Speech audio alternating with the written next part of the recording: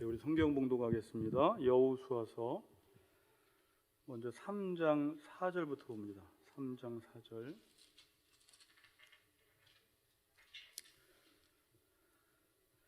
3장은 4절만 보겠습니다.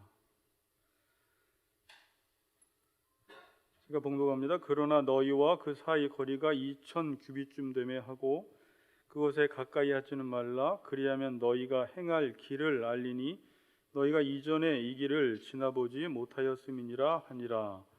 여호수아 1장 1절부터 9절입니다.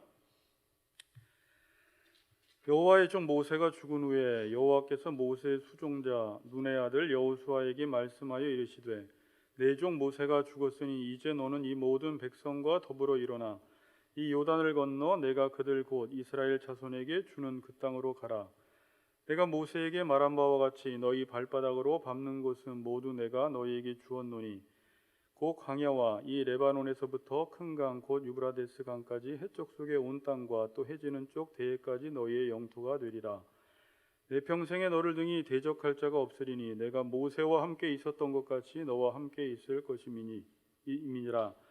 내가 너를 떠나지 아니하며 버리지 아니하리니 강하고 담대하라. 너는 내가 그들의 조상에게 맹세하여 그들에게 주리라 한 땅을 이 백성에게 차지하게 하리라. 오직 강하고 극히 담대하여 나의 종 모세가 내게 명령한 그 율법을 다 지켜 행하고 우루나 좌루나 치우치지 말라. 그리하면 어디로 가든지 형통하리니 이 율법책을 내 입에서 떠나지 말게 하며 주야로 그것을 묵상하여 그 안에 기록한 대로 다 지켜 행하라. 그리하면 내 길이 평탄하게 될 것이며 내가 형통하리라. 내가 내게 명령한 것이 아니냐. 강하고 담대하라. 두려워하지 말며 놀라지 말라. 내가 어디로 가든지 내 하나님 여호와가 너와 함께 하느니라 하시니라. 아멘.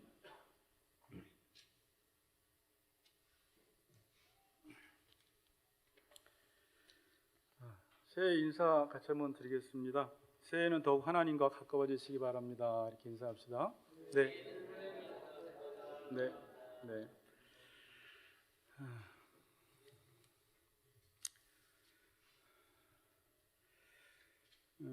제가 너희가 행할 길을 알리니라는 큰 주제로 여호수아서를 몇 번에 걸쳐서 말씀을 전하려고 합니다. 3장 4절에 보면 너희가 행할 길을 알리니라는 이제 말씀이 나오길래 제가 이제 이 말씀을 쭉 읽고 묵상하다가 하나님 2023년도 우리가 행할 길을 좀 알려주세요라는 질문을 좀 던지고 그러면 우리가 어떻게 살아야 할까라는 이 첫 번째 질문을 통해서 답을 찾아가기로 했습니다. 그래서 오늘 첫 주는 설교 제목이 어떻게 살아야 할까라는 제목으로 좀 말씀을 나누어 보려고 합니다. 4절에서 아까 3장 4절에서 행할 길을 알리니라는 문장이 나오는데 하나님이 우리가 행해야 할 길을 알려주신다라는 거예요. 여기서 길이라는 단어가 데레크라는 단어인데 이 단어는 태도와 방식을 말합니다. 그러니까 길은 단순한 그 길이 아니라 우리가 어떤 태도와 방식으로 살아가야 할지를 하나님이 이스라엘 백성들에게 알려주신다라는 것이죠. 그러니까 이 말은 다른 말로 뭐냐면 우리가 어떻게 살아가야 할지를 하나님께서 알려주신다라는 말씀입니다. 우리가 어떻게 살아가야 할까에 대한 대답을 알려면 먼저 던져야 한 질문이 있습니다. 자, 여러분 어떻게 살아가실 것입니까? 라고 하면 너무 답이 많아요. 주관적인 답이 많아요. 각자 답이 다 다릅니다. 이 질문에 대한 대답을 하기 위해서는 내가 가는 길이 어떤 길인가라는 것을 알아야지 그 길에 따라서 내가 어떻게 살아가야 할지에 대한 답이 나오게 되는 것입니다. 만일 내가 가는 길이 어떤 길인지 모른다면 질문을 어떻게 살아가야 할까라고 질문을 던져도 그 질문에 대한 대답을 하는 것이 되게 어렵고 애매해집니다. 내가 가는 길이 산이면 어떻게 가야 돼요? 등산복을 입고 산행을 하면 되는 것이죠. 내가 가는 길이 고속도로라면 어떻게 가야 돼요? 차를 타고 달리면 되는 것입니다. 그러니까 내가 가는 길이 어떤 길인 줄 알면 어떻게 살아가야 할 거에 대한 답은 쉬워요. 근데 길을 모르면 어떻게라는 방법에 있어서 이 방법을 알 수가 없습니다. 그러니까 길이 바뀌면 방법도 바뀌어야 합니다. 길이 바뀌었는데 방법이 바뀌지 않으면 그 길을 제대로 갈 수가 없는 것입니다. 제가 심심해서 이제 서점에서는 인터넷 서점 들어가서 어떻게 살아가야 할까라는 책이 얼마나 있나 쳐봤더니 너무 많이 떠요. 너무 많이 떠요. 그러니까 이 시대가 어떻게 살아가야 할까에 대한 질문을 계속 던지고 있기 때문에 그에 따라서 많은 전문가들이, 작가들이 이 글을 쓰기 시작했습니다. 더군다나 코로나 팬데믹으로 인해서 모든 삶의 방식과 삶의 구조가 바뀌었고 학교와 가정이나 교회나 여러 지금 삶의 방식이 바뀌어 나가면서 사람들이 어떻게 살아가야 할지에 대한 계속해서 이 문제에 부딪히기 때문에 이런 책들이 계속 쏟아져 나오는 것 같아요. 책을 몇 권 보니까 50, 어떻게 살아야 할까? 어떻게 살아야 할까라는 이 질문에 우리 법륜스님도 책을 쓰셨고 일본 작가도 책을 썼고 또 어떻게 살아야 할까? 한 번뿐인 내 인생 잘 사는 8가지 비결, 유튜브에서도 어떻게 살아가야 할까라는 제목으로 또 유튜브 방송을 한 사람들이 있어서 잠깐 봤는데 답이 다 각기 다 달라요. 그래 이거는 주관적으로 생각할 수밖에 없다라는 것이죠. 오늘 본문에 보면 본문을 보기 전에 제가 보통 이 노하우 방법을 물을 때 어떻게 살아가야 할까 노하우라는 방법을 물을 때 이 노하우라는 단어를 찾아봤더니 뒤에 생략된 단어가 있습니다. Know how to do something 이렇게 나와 있어요. 어떤 일을 어떻게 할지를 안다라는 말이에요. 그러니까 노하우가 나오기 위해서는 방법이 나오기 위해서는 어떤 일이 일어났는지 알아야지 그에 대한 방법을 알 수 있다라는 거예요. 내가 가는 길이 어떤 길인지 알아야지 그에 대한 방법이 나올 수 있다라는 말입니다. 자, 오늘 본문은 여호수아서를 읽었는데 지금 여호수아서는 어떤 배경 속에 쓰여졌습니까? 자, 그동안 이스라엘 백성들을 애굽에서 출애굽시키고 광야에서 40년 동안 이스라엘을 인도하는 지도자 그 모세가 죽어버렸어요. 사람들은 상당한 불안한 가운데 있었겠죠. 그리고 이제 그의 종 여호수아가 모세의 뒤를 이어 이스라엘의 지도자가 되었습니다. 자, 여호수아에게 맡겨진 사명이 무엇입니까? 여호수아의 사명은 지금 적은 숫자도 아닌 200만이나 되는 이스라엘 백성들을 이끌고 요단강을 건너서 가나안 땅으로 입성해야 하는 중차대한 사명이 지금 여호수아에게 맡겨진 것입니다. 자, 여러분 그동안 이스라엘 백성들은 어떤 생활을 했어요? 가나안 땅에 들어가기 전에 지금 여호수아 3장에 보면 시딤이라는 곳에 머물러 있는데 시딤 머물기 전까지는 어떤 생활을 했어요? 광야 생활을 했어요. 느보산에서 모세가 죽기 전까지는. 광야 생활에서는 하나님의 인도 방식이 뭐였습니까? 구름기둥과 불기둥으로 하나님께서 그들을 인도하셨어요. 구름기둥과 불기둥에 가면 가고 멈추면 멈추는 방식으로 하나님이 인도를 해 오셨습니다. 그런데 이제는 길이 어디서 어디로 바뀌었어요? 광야에서 가나안 땅을 입성하여 가나안 땅 7족속을 정복하는 일로 그들의 사명이 바뀌었어요. 가는 길이 바뀌어 버렸습니다. 자, 근데 이 가나안 땅은 어떻게 들어가서 어떻게 정복을 해야 할까라고 했을 때 여호수아에게는 큰 고민이 있었을 거예요. 우리가 찬양도 하지만 가나안 땅을 보면 7족속이 있고 수많은 견고한 성 여리고성이 있고 철병거를 가지고 있고 그들을 도저히 이길 수 없는 상황 속에 있었습니다. 근데 하나님은 가나안 땅으로 들어가라고 이야기했어요. 자, 가나안 땅의 정복 방식은 일반적으로 생각하면 그 안에 7족속이 있고 견고한 성이 있고 요새가 있다면 그들과 싸워서 땅을 차지해서 그 땅을 정복하는 방식으로 들어가야 할 것 같은데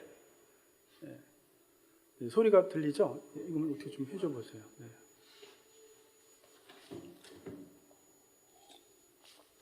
천천히 잡아보죠. 네.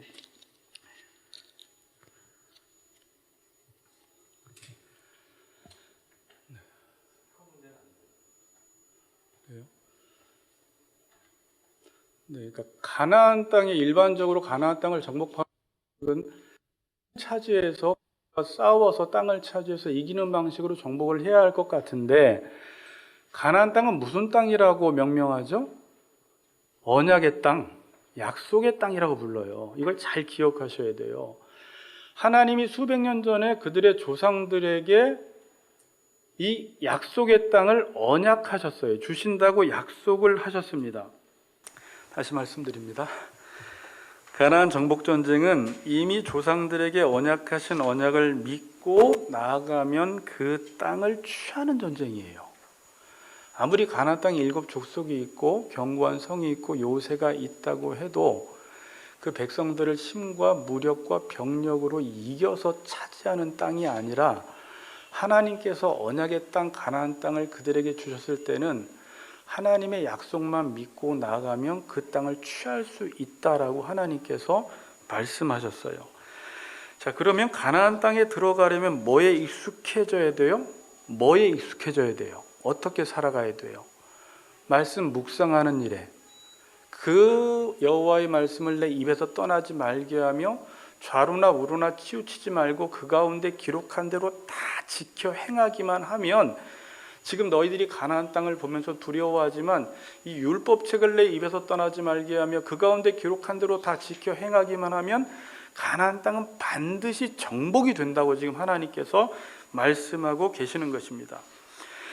우리가 설악산을 올라가려면 설악산 산길에 익숙해져야 되고, 대학에 들어가려면 공부를 잘해야 돼요. 지식에 익숙해져야 돼요. 산길에 익숙하지 못하고 대학 들어가는데 지식에 익숙하지 못하면 대학에 들어갈 수 없듯이 가나안 땅에 들어가기 위해서 무엇에 익숙해져야 합니까? 우리의 생각으로는 그렇지 않지만 말씀에 익숙해지라는 거예요. 자, 하나님의 말씀을 듣고 순종하는 일에 익숙해져야 돼요. 만약에 가나안 땅을 정복한다고 하면서 말씀에 익숙하지 못하고 그 가운데 기록한 대로 다 지켜 행하지 못하면 절대로 가나안 땅을 정복할 수 없다고 지금 하나님께서는 말씀하고 계시는 것입니다. 근데 사람들은 이 가나안 땅에 들어갈 때 다른 것들을 통해서 가나안 땅을 들어가 보려고 하는 시도를 자꾸 해요. 가나안 땅에 견고한 성이 있고 7 족속이 있으니까 처음에 7 족속이 있으면 그들을 이기기 위해서 자꾸 병력 숫자를 늘려나가요. 힘이 있어야 된다고 생각을 해요. 여리고성을 딱 보면 상식적으로 생각을 하면 뭐가 있어야 돼요? 여리고성을 무너뜨릴 어떤 무기가 있어야 된다고 생각을 하는 거예요. 근데 만일 그렇게 했다가는 가나안 땅을 정복하지 못한다는 거예요. 하나님이 지금 1장에서 주시는 이 말씀은 너무 중요한 말씀이에요. 너희가 보기에 가나안 땅은 그런 방식으로 해야지 정복할 수 있을 것 같지만 가나안 땅 정복은 절대 힘이나 무기나 병력을 가지고 정복할 수 있는 땅이 아니라 여호와의 말씀을 주야로 묵상하고 그 가운데 기록한 대로 다 지켜 행하기만 하면, 특별히 이렇게 할 때 두려움이 있을 텐데 강하고 담대하고 두려워하지 말고 이 가운데 기록한 대로 다 지켜 행하면 형통하고 평탄할 것이라고 1장에서 분명히 어떻게 살아가야 할지에 대한 대답을 하나님이 분명히 명시해 주고 계십니다. 제가 지난 시간에 말씀을 따라 살아가는 건 마치 도박장에서 실을 읊는 사람 같다고 말씀을 드렸습니다. 도박장에서 도박을 잘하려면 어떻게 해야 돼요? 사람들이 자꾸 도박 잘하는 사람들을 옆에 두려고 하고, 도박을 잘할 수 있는 스킬이 있으면 도박을 잘한다고 생각하지만 성경에서는 도박장에서 도박 잘하려고 하면 도박 못한다는 거예요. 도박을 잘하려고 하면, 예를 들은 거예요, 실을 읊으면 도박에서 이긴다는 거예요. 이 말이 쉬워요, 어려워요? 쉬운 말이 아니에요. 제가 로이든스 목사님의 그 시편 강해집을 쭉 1편 강해집을 예전에 기도원에서 읽고 너무 그 충격을 받았거든요. 자주 말씀을 드렸지만, 행복이라는 것은, 인간이 잘 사는 것은 행복을 쫓아간다고 해서 행복이 올 수 있는 게 아니라는 거예요. 근데 사람들은 행복하기 위해서 자꾸 돈, 명예, 집, 그렇게 해서는 행복이 안 온다는 거예요. 행복은 하나님의 말씀을 묵상하면 그에 따른 결과적으로 주어지는 거라는 거예요.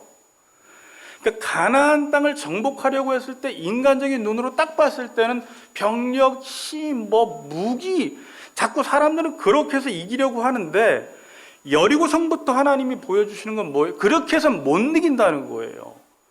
하나님 말씀 떠나서는 절대 가나안 땅을 정복할 수 없다라는 것입니다. 가나안 땅은 지금 여러분, 나는 가나안 땅 안 갈 건데 그런 말 하지 마시고, 지금 우리에게 주어진 땅이 가나안 땅이에요. 그래서 보통 사람들은 이 크게 실수하는 게 뭐냐면, 다시 말씀드리지만 일곱 족속과 경관성과 요새가 있으면 바로 준비하는 게 병력이나 무기를 준비해요. 지금 이 땅에서는 어떻게 돼요? 사람들이 지금 가나안 땅에서 돈의 전쟁으로 땅을 차지하려고 하고 있다면 사람들은 뭘 마련함으로 그 땅을 차지하려고 해요? 사람들이 다 돈을 통해서 성공을 이루려고 하니까, 잘 살려고 하니까 우리도 똑같이 그 가나안 문화에 동화돼 버리는 거예요. 하나님 말씀을 잊어버리고. 사람들이 지금 우리가 이제 인기를 얻어야지 이 땅에서 잘 살 수 있다.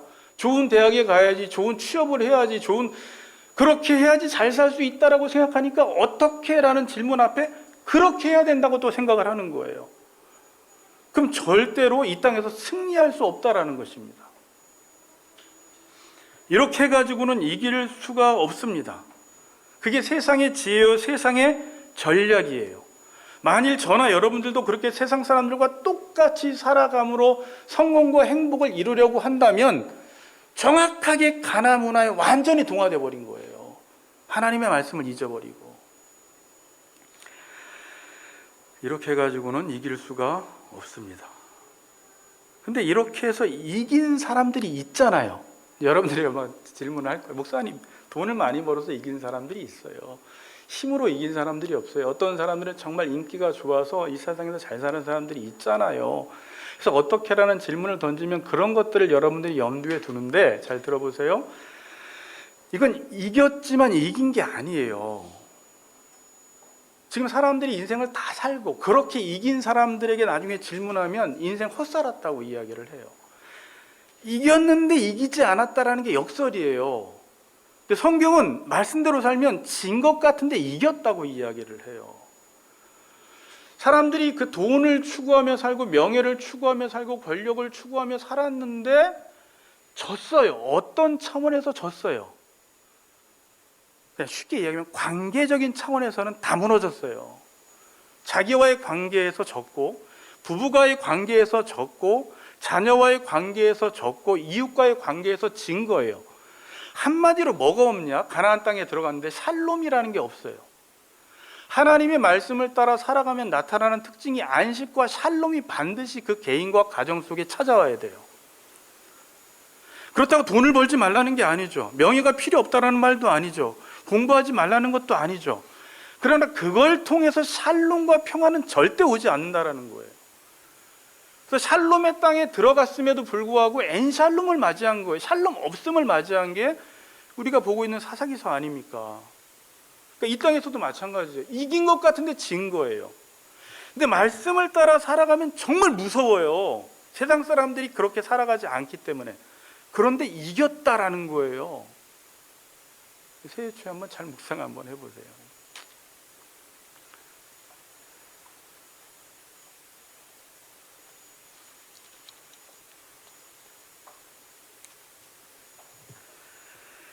지금 사람들은 자신이 가는 길이 어떤 길인지 몰라서 어떻게 살아가야 할지를 지금 모르고 있습니다.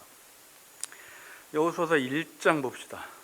7절에서 9절을 중요한 말씀이죠. 천천히 읽어봅시다. 7절에서 9절입니다. 시작.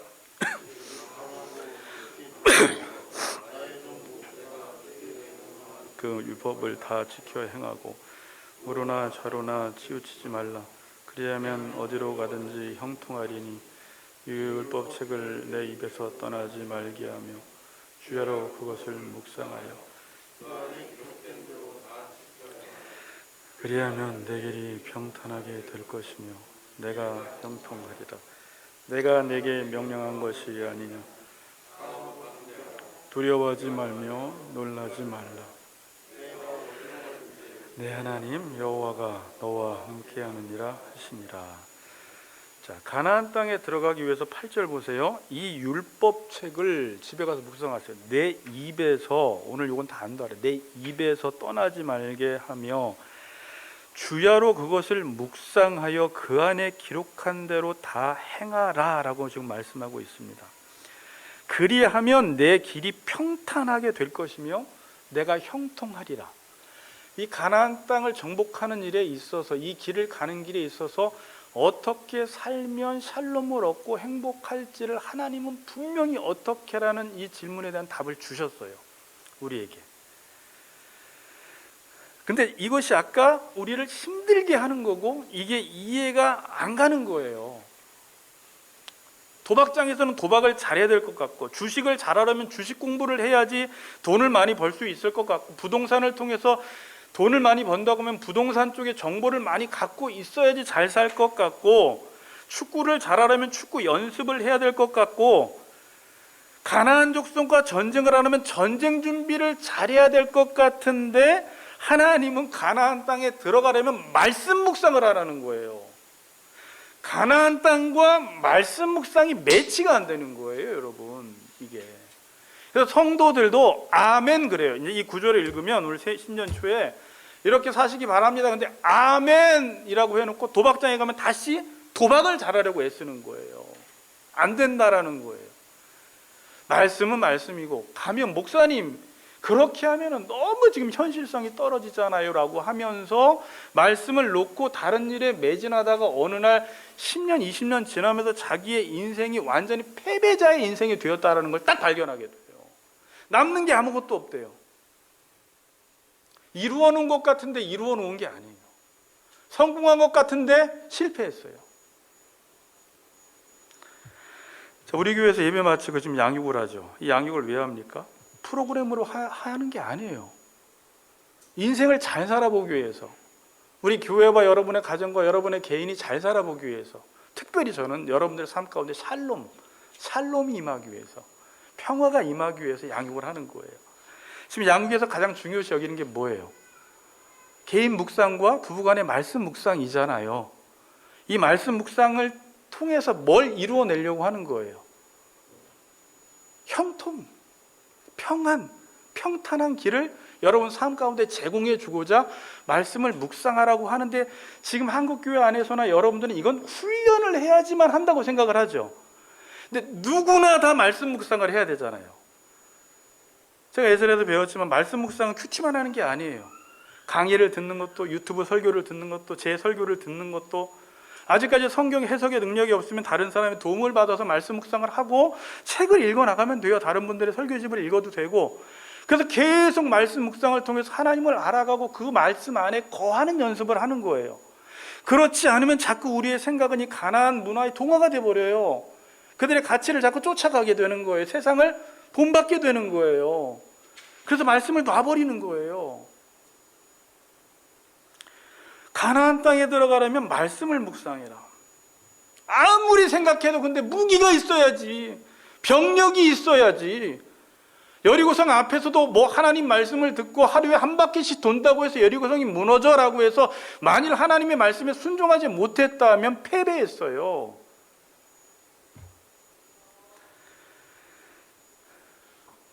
형통과 평안은 내 길이 평탄하게 될 것이며 형통한다고 말하는데, 절대적으로 오늘 본문에서는 그것은 여호와의 말씀을 주야로 묵상하며 그 가운데 기록한 대로 다 지켜 행하고 좌로나 우로나 치우치지 말고, 말씀을 자기 욕망에 맞게 해석하지 말고 하나님 말씀하신 대로만 따라가면 반드시 형통하고 반드시 평탄하게 될 것이라고 지금 말씀하고 있는 것입니다. 여러분, 왜 말씀을 묵상하면 형통하고 평탄합니까? 한번 따져봅시다. 내가 말씀을 묵상하면 왜 형통하고 평안해요? 왜 형통해요? 9절 한번 읽어보세요. 9절 같이 읽습니다. 9절 시작.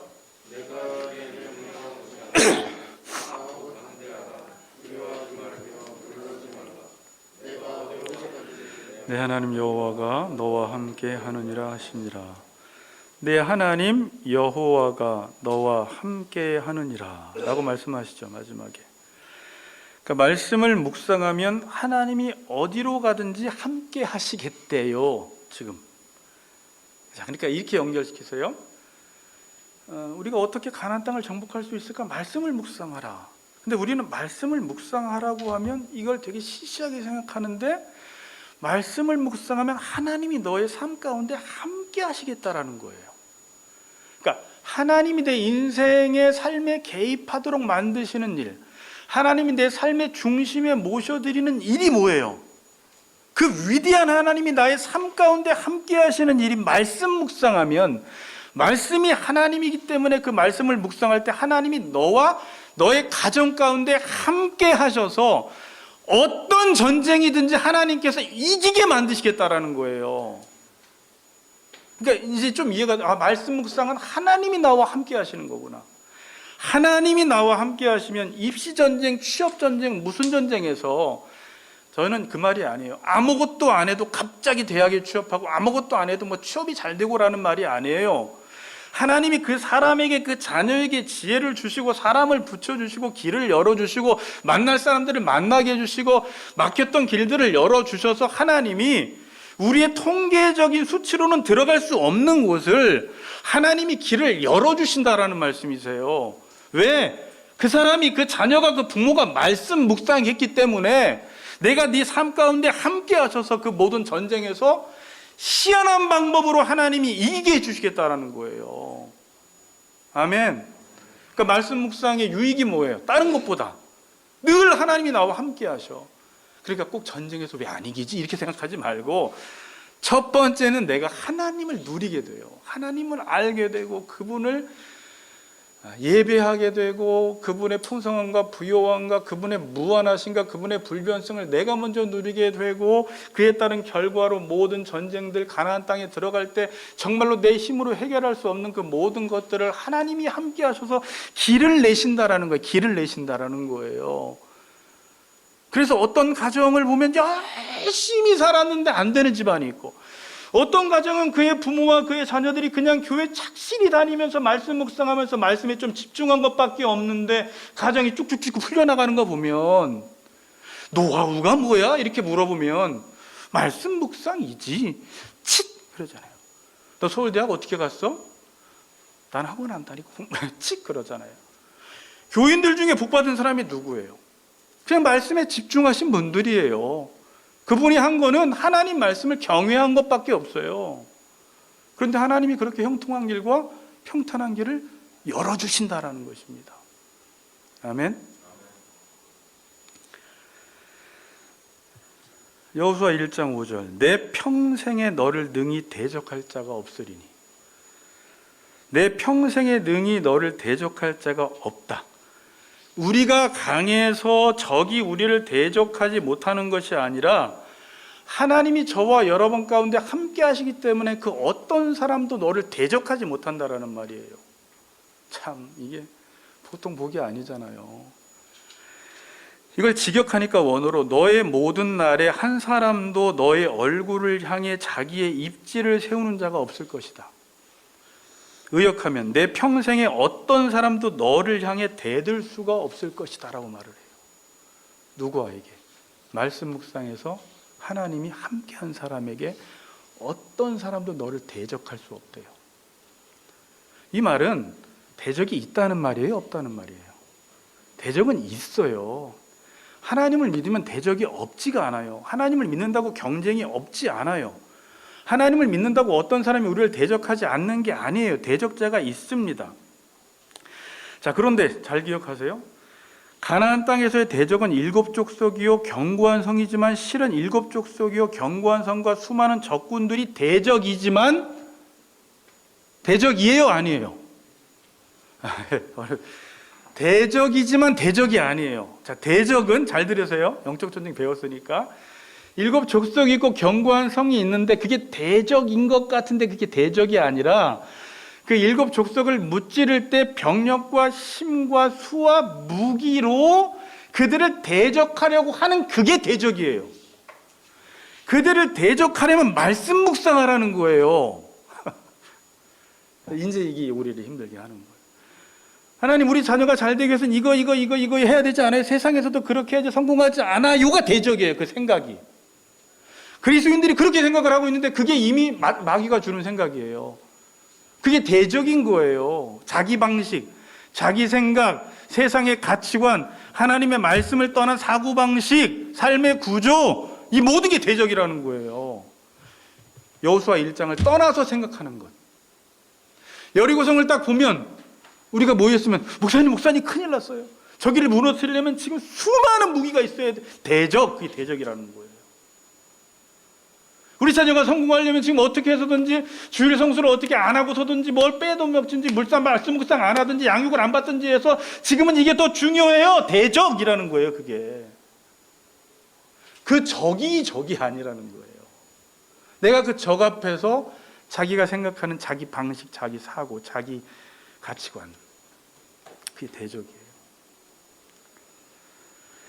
가나안 땅에서 아이성이 나타났을 때 아이성이 대적이 아닙니다.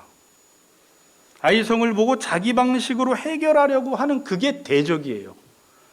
그래서 아이성을 보고 어떻게 해요? 사람들이 그 이길 만한 합당할 방법을 찾죠. 아이성 보니까 별거 아니야. 여리고성 물리칠 때 보고 아이성을 보니까. 그러니까 뭐라고 여호수아와 백성들이 뭐라고 합니까?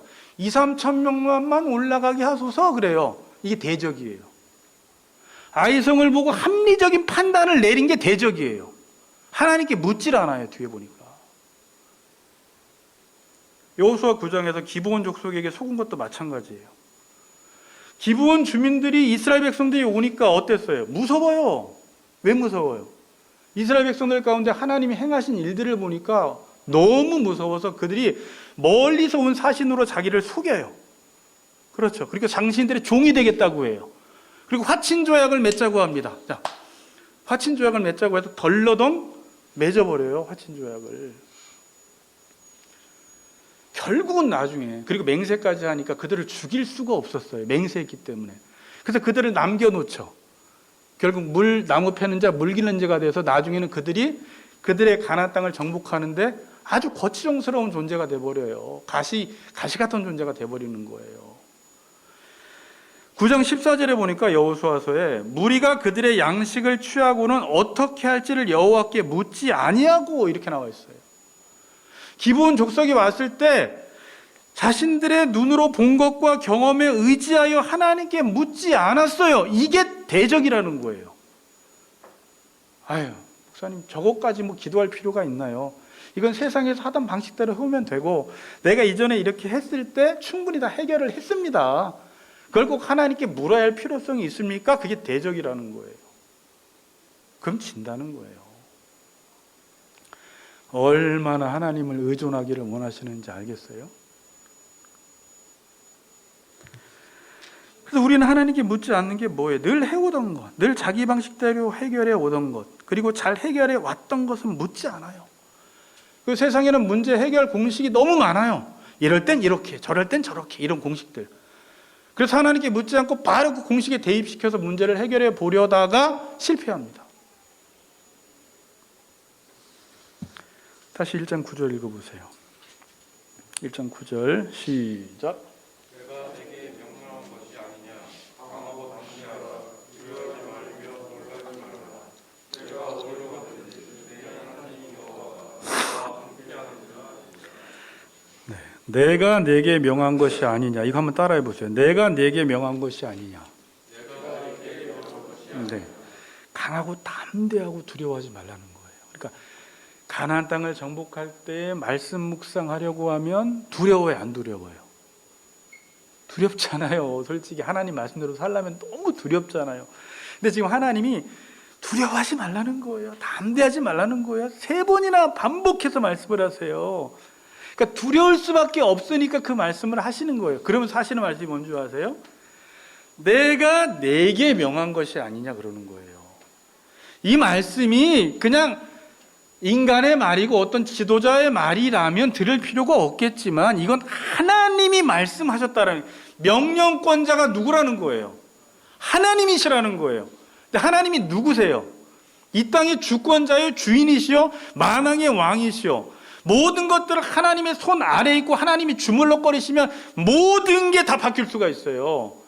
그분이 명하셨기 때문에 그분이 나의 모든 삶 속에 학업 가운데, 자녀 가운데, 우리의 돈 문제 가운데, 우리의 모든 가정 가운데 하나님이 주인 되셔서 통치하시고 그분이 명령하셨다면 그분의 명령대로 모든 것이 이루어지니까 너희가 할 일은 하나님의 말씀을 들었을 때 명령권자가 하나님이구나라는 생각을 가지고 그 명령대로만 살아가면 형통하고 평탄해진다는 거예요. 여러분, 가나안 땅에 들어가라고 명령하신 분이 누구세요? 하나님이세요. 그 가나안 땅에서 그 땅을 취하라고 명령하신 분이 누구세요? 하나님이세요. 그 가나안 땅을 취하기 위해서 세우신 지도자가 누구예요? 여호수아예요. 그럼 그 다음 주에 살펴볼 텐데, 여호수아가 이제 그 명령대로 해요. 그리고 그 지도자가 명령한 대로 행했을 때 모든 것이 승승장구해 버려요. 부족한 유재기 목사를 이 가치건너교회 지도자로 세워주셨는데, 제가 하나님 말씀 떠나지 않고 여러분들에게 말씀을 전하고 여러분에게 하나님의 말씀대로 살라라고 가르칠 때, 여러분들이 그 말에 저에게 순종한다기보다 제가 말한 하나님의 말씀에 순종할 때 반드시 하나님께서 하나님의 명령대로 약속하신 것들을 반드시 이루어 나가신다라는 것입니다. 우리가 새해 초에 이 말씀 붙잡으면 힘이 나요. 2023년 어떻게 살아가야 할까? 수많은 걱정과 염려들이 있지만 여호수아 1장 말씀 딱 붙들고 나면 힘이 나요, 여러분. 결론 맺겠습니다. 1장 1, 2절로 결론 내리겠습니다. 1장 1절 2절 같이 읽겠습니다. 시작.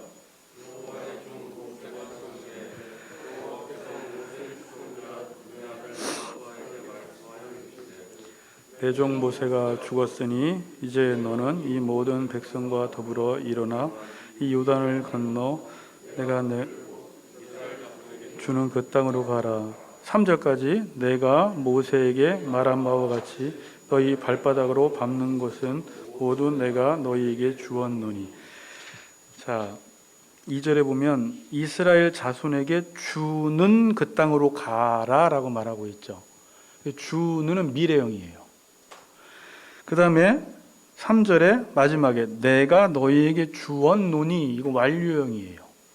시제가 다르게 쓰였어요. 하나님이 이스라엘 백성들에게 앞으로 미래에 줄 것이다 라고 말하고 있고, 3절에서는 내가 너희에게 이미 완료형, 주었다라고 지금 말씀하고 있습니다.